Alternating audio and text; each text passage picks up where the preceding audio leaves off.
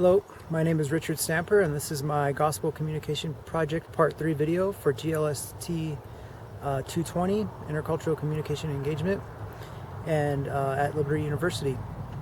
I live in Maryland, but I'm currently in southern Arizona for some military training, and so I thought I'd take use of the landscape and have the Huachuca Mountains behind me. So what is the Bible? The Bible is actually the recorded narrative of God's story. Within this story, we get to see how God created us, loves us, wants the best for us, and how we get to be a part of that story. In the beginning of the story, there was creation. In the beginning, God created. God created. The beginning of the Bible shows us how God created the heavens, the earth, mankind, and also everything within the earth. And at the end of this creation, God looked and saw that everything he made was good. And not only good, but very good. Shortly after that, sin entered the world. And this is what we call the fall.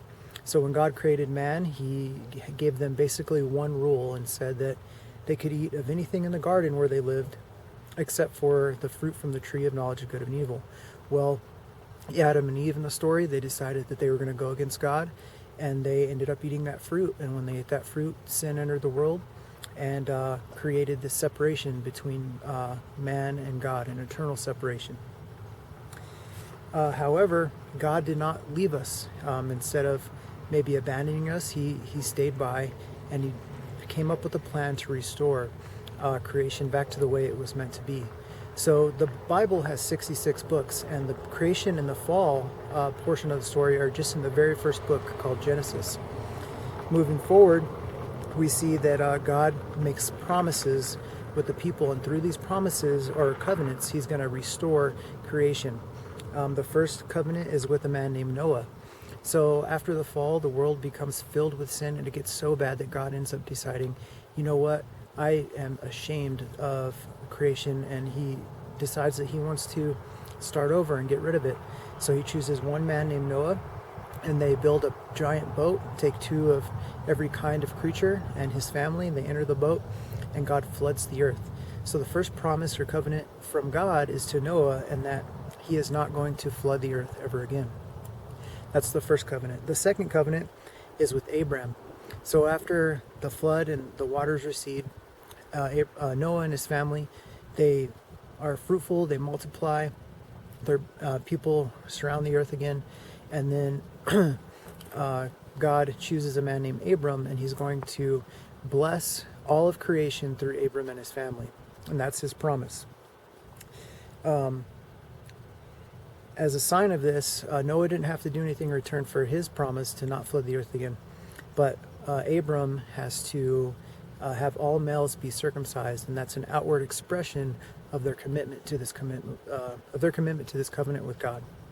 The next covenant we have is with the nation of Israel. So Abraham's family, they become a full-on nation, and they are God's nation to the rest of the people of the earth. Sorry, there's a wasp. Through the nation, God says, you know what? If you follow my laws, then I will make you the nation. I'll make you the nation to the rest of the people of the earth. That's the third covenant. The fourth covenant is with a man named David. David came from Israel, and he ends up becoming the king of Israel.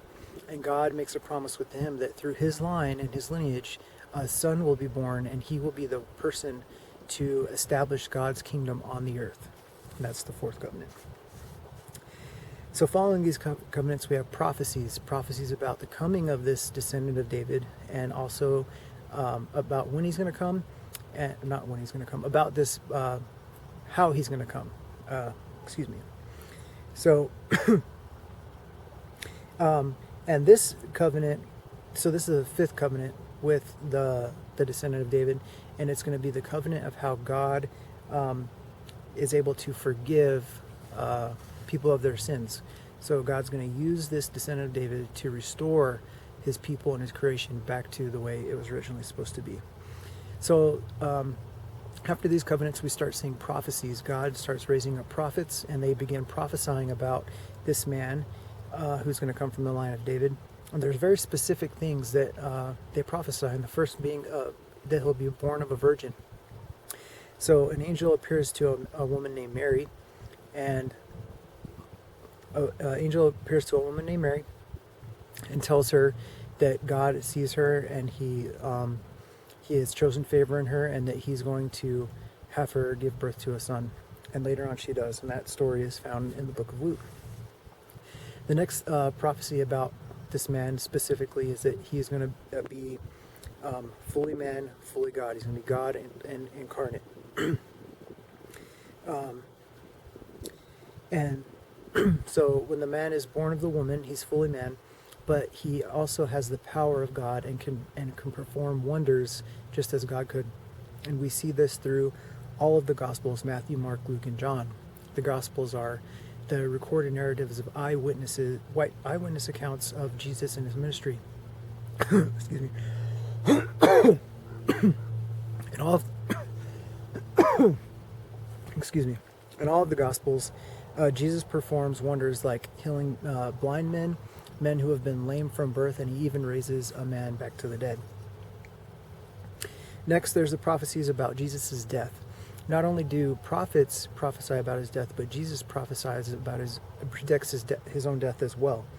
The prophet Isaiah said that the Messiah would be rejected by men and then led like a lamb to the slaughter.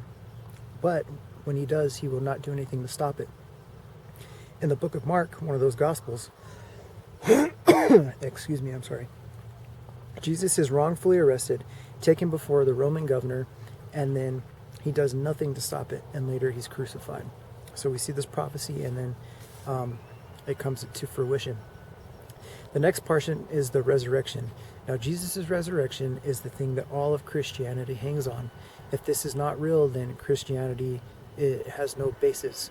But because Jesus is resurrected, that's where we find our saving grace at. So Jesus predicted his resurrection. He said that 3 days after he was crucified and died, he would raise from the dead. Well, three days later, he did. A woman named Mary Magdalene went to the tomb where Jesus was buried, and she found that the stone was rolled away. So the tomb was a big, like a cave, sort of buried in structure, and the front of that would have been covered up by a giant stone to block the door or the entryway. She shows up to the tomb, sees that the stone is rolled away, and the tomb is empty, and Jesus is not there. Later on, Jesus appears to her and shows her that he is truly alive. It's an amazing thing, and it's like I said, what all of Christianity hangs on. The next part of the story we have is the ascension. So after Jesus comes back to life, he is with the disciples in the beginning of the book of Acts. So we had the four Gospels: Matthew, Mark, Luke, and John. Those are the accounts of Jesus' life on earth. Immediately following that is the book of Acts, and this is the book that talks about how the disciples entered the world and spread the good news of the gospel of Jesus. So at the beginning of this book, Jesus tells his disciples that they're going to receive power from the Holy Spirit, and they're going to be his eyewitnesses to the world. Right after that, Jesus ascends into heaven through a cloud, and then an angel appears to the disciples and tells them that he's going to return later on the same way that they saw him disappear. The next portion is reconciliation. So why all these prophecies, and why did Jesus have to have this wrongful death? Well, this was God's plan to restore mankind, like I stated at the beginning.